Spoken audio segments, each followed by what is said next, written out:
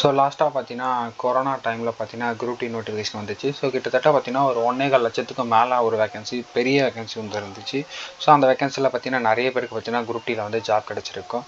So எனக்கு தெரிஞ்சவங்களுக்குமே வந்து சில பேருக்கு கிடச்சிது. ஸோ அதுக்கப்புறம் பார்த்தீங்கன்னா ரொம்ப நாள் கழிச்சு பார்த்தீங்கன்னா குரூப் டியில் பார்த்தீங்கன்னா வந்து கால்ஃபர் பண்ணியிருக்காங்க. ஸோ குரூப் டி மீன்ஸ் என்னென்னா ஆர்ஆர்பியிலேருந்து பார்த்தீங்கன்னா குரூப் டி லெவல் வந்து இவங்க வந்து கண்டக்ட் பண்ணுவாங்க. ஸோ இது பார்த்தீங்கன்னா லெவல் பார்த்தீங்கன்னா 1லேருந்து 7 சிபிசி படி வரும். ஸோ இந்த பே மேட்ரிக்ஸ் தான் வந்து இதுக்குள்ளார அடங்கும்.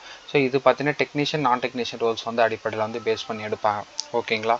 ஸோ இதுக்கான டீட்டெயில்ஸை ஃபுல்லாக இந்த வீடியோவில் பார்த்துக்குவோம். ஸோ இது பார்த்தீங்கன்னா அடிப்படையாக ஒரு சென்ட்ரல் கவர்மெண்ட் ஜாப். இது பார்த்தீங்கன்னா ரயில்வே ரெக்ரூட்மெண்ட் போர்டு கீழே வரக்கூடிய ஒரு ஜாபு. இது பார்த்தீங்கன்னா 100% பார்த்தீங்கன்னா பர்மனெண்டான ஜாப். ஓகேங்களா? சென்ட்ரல் கவர்மெண்ட்டில் உங்களுக்கு பார்த்தீங்கன்னா ஒரு பர்மனெண்டான ஜாப். இப்போதைக்கு பார்த்தீங்கன்னா ஷார்ட் நோட்டீஸ் தான் வெளியே வந்திருக்கு. கிட்டத்தட்ட 32,000க்கும் மேற்பட்ட வேலை வாய்ப்புகள் கண்டிப்பாக இந்த ஒரு நோட்டிஃபிகேஷன் மூலமாக வரும். இப்போதைக்கு அப்ராக்சிமேட்டாக 32,000 சொல்லியிருக்காங்க.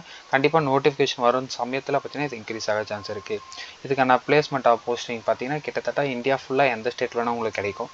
நீங்கள் மார்க்கை பேஸ் பண்ணி பார்த்தீங்கன்னா உங்களுக்கான ஸ்டேட்ஸ் பார்த்தீங்கன்னா அலகேட் ஆகும். ஓகேங்களா? ஸோ இது அப்ளிகேஷன் டேட் பார்த்தீங்கன்னா ஓப்பன் ஆக போகுது எப்போனா 23 ஜான்வரி 2025 அன்றைக்கி ஓப்பன் ஆக போகுது. அதுக்கான ஃபைனல் டைமிங்காக 22 ஃபெப்ரவரி 2 வந்து வச்சுருக்காங்க. இது எல்லாமே பார்த்தீங்கன்னா ஆன்லைன் மெத்தடில் தான் இருக்க போகுது. ஸோ இதுக்கான அஃபிஷியல் வெப்சைட்டில் இதுக்கான அப்டேட்ஸை நீங்கள் தெரிஞ்சுக்கலாம். ஸோ அதுக்கான லிங்க்குமே நான் டிஸ்கிரிப்ஷனில் வந்து மென்ஷன் பண்ணுறேன். ஸோ இது வரைக்கும் நம்மளோட சேனலை சப்ஸ்கிரைப் பண்ணிக்கோங்க. தென் நம்மளோட டெலகிராம் சேனலில் ஜாயின் பண்ணால் ஜாயின் பண்ணிக்கோங்க. அதுக்கான லிங்க்குமே நான் வந்து டிஸ்கிரிப்ஷனில் வந்து கொடுத்துருக்கேன்.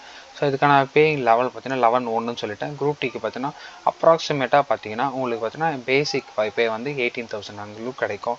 இன்க்ளூடிங் பார்த்தீங்கன்னா உங்களுக்கு பார்த்தீங்கன்னா இதில் வந்து சில இதுவுமே உங்களுக்கு அலவன்ஸுமே இருக்குது. ஓகேங்களா? ஸோ அதெல்லாமே வந்து நான் டீட்டெயில்டாக சொல்கிறேன். ஸோ இதுக்கான எஜுகேஷன் குவாலிஃபிகேஷன் பார்த்தீங்கன்னா 10th பாஸ் பண்ணியிருந்தால் போதும்.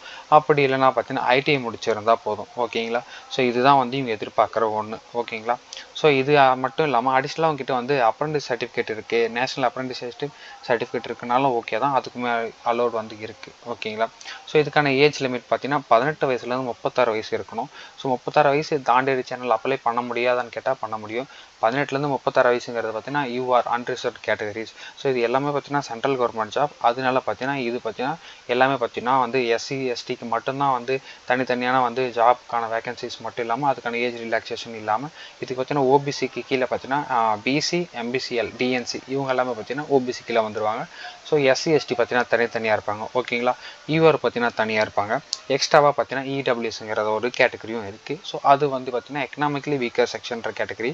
ஸோ அது வந்து உங்கள் ஏரியாவில் இருக்கக்கூடிய லோக்கல் ஏரியாவில் இருக்கக்கூடிய நியர்பை இருக்கக்கூடிய விஓ ஆஃபீஸோ இல்லை தாலுக் ஆஃபீஸில் போய்ட்டு நீங்கள் வந்து அதை வந்து அப்ளை பண்ணி வாங்கிக்கோங்க. ஸோ அதுக்கான வேகன்சிஸுமே நிறைய வந்து இருக்குது. ஓகேங்களா? ஸோ இதுக்கான ஏஜ் ரிலாக்ஸேஷன் என்னென்ன கேட்டகரிக்கு எவ்வளோன்றதை சொல்லிடுறேன். எஸ்சி எஸ்டிக்கு பார்த்தீங்கன்னா 5 இயர்ஸ் இருக்குது. ஸோ இப்போ உங்களுக்கு 36 வயசு ஆகுதுன்னு பார்த்தீங்களா, 36 வயசுலேருந்து 5 இயர்ஸ் வந்து ஆட் பண்ணிக்கோங்க. ஸோ 5 இயர்ஸ் ஆட் பண்ணிங்கன்னா 41 ஏஜ் வரைக்கும் வந்து உங்களுக்கு வந்து ஏஜ் எலிஜிபிலிட்டி. அதுவே ஓபிசி இருந்தீங்கன்னா 3 வயசு வரைக்கும். அதுவே பிடபிள்யூ கேண்டிடேட்டாக இருந்தீங்கன்னா ஜென் இருந்தீங்கன்னா 10 இயர்ஸ். அதுவே பிடபிள்யூடே எஸ்சி எஸ்டி இருந்தீங்கன்னா 15 இயர்ஸ் இருக்குது. பிடபிள்யூடே ஓபிசியாக இருந்தீங்கன்னா உங்களுக்கு 13 வருஷம் இருக்குது. ஓகேங்களா? ஸோ எக்ஸ் சர்வீஸ் மேனாக இருந்தீங்கன்னா உங்களுக்கு பார்த்தீங்கன்னா ஆஸ் பர் கவர்மெண்ட் பாலிசி படி பார்த்தீங்கன்னா அதுக்கான டைமில் பார்த்தீங்கன்னா உங்களுக்கு என்ன மாதிரியான ஏஜ் ரிலாக்ஸேஷன் கிடைக்கின்றது அப்போ தான் தெரிய வரும். ஸோ நான் சொன்ன மாதிரி 18,000 வந்து பேசிக் பேவே கிடைக்கும். எக்ஸ்ட்ரா அலவன்ஸோட சேர்த்து பார்த்தீங்கன்னா உங்களுக்கு இன்னமும் கூட இன்க்ரீஸ் ஆக சான்ஸ் இருக்குது. ஸோ மினிமம் பார்த்தீங்கன்னா எங்கள் கைக்கு பார்த்தீங்கன்னா 27லேருந்து 28 வரைக்கும் வரும். ஸோ இதுக்கான செலெக்ஷன் ப்ராசஸாக பார்த்தீங்கன்னா இது ஒரு கம்ப்யூட்டர் பேஸ்டு எக்ஸாம் தான் கண்டக்ட் பண்ணுவாங்க. இப்போது வரைக்கும் பார்த்தீங்கன்னா எனக்கு கிடைச்ச தகவல் படி பார்த்தீங்கன்னா சிபிடி 1 தான் இருக்குது, ஒரு டயர் மட்டும் தான் இருக்குது. ஸோ நோட்டிஃபிகேஷன் வந்ததுக்கப்புறம் தான் தெரியும் முழுமையான தகவல் டயர் 2வும் இருக்கான்றது. ஸோ இப்போதைக்கு பார்த்தீங்கன்னா ப்ரீவியஸ் இயர்ஸில் கண்டக்ட் பண்ணது பார்த்தீங்கன்னா ஒன்லி சிபிடி மட்டும்தான். ஸோ இந்த இயர்ஸில் வந்து சிபிடி 2வும் இருக்க சான்ஸ் இருக்குது. ஸோ அதுக்கப்புறம் கம்ப்யூட்டர் பேஸ்ட் எக்ஸாம் முடிச்சோன்னு பார்த்தீங்கன்னா பிஇடி, ஸோ ஃபிசிக்கல் எஃபிஷியன்சி டெஸ்ட்டுமே இருக்குது. அதுக்கப்புறமா பார்த்தீங்கன்னா டாக்குமெண்ட் வெரிஃபிகேஷன், டேரெக்டாக பார்த்தீங்கன்னா மெடிக்கல் முடிஞ்சு பார்த்தீங்கன்னா உங்களுக்கு பார்த்தீங்கன்னா ஷார்ட் லிஸ்ட் வெளியே விட்டுருவாங்க. ஸோ இதுக்கான அப்ளிகேஷன் ஃபீஸாக பார்த்தீங்கன்னா உங்களுக்கு பார்த்தீங்கன்னா 500 பார்த்தீங்கன்னா கலெக்ட் பண்ணுவாங்க. ஸோ 500 பே பண்ணுற மாதிரி இருக்கும். உங்களுக்கு பார்த்தீங்கன்னா 400 பார்த்தீங்கன்னா ரீஃபண்ட் ஆயிரும். ஸோ ரீஃபண்ட் ஆயிரும்னு சொல்லுவாங்க. பட் ஆனால் அந்த எக்ஸாம் ப்ராசஸ்லாம் முடிஞ்சதுக்கப்புறம் தான் ரீஃபண்ட் ஆக சான்சஸ் இருக்குது.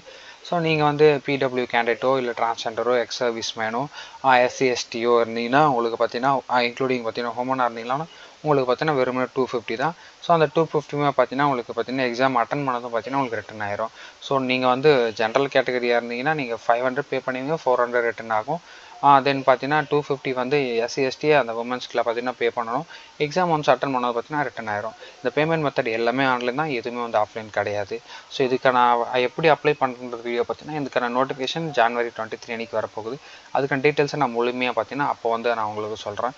ஸோ அந்த வீடியோ நீங்கள் மிஸ் பண்ணாமல் பார்க்கணும், தயவு செஞ்சு நம்மளோட சேனலை சப்ஸ்கிரைப் பண்ணிக்கோங்க. நம்மளோட டெலகிராம் சேனலில் ஜாயின் பண்ண பார்த்தீங்கன்னா ஜாயின் பண்ணிக்கோங்க.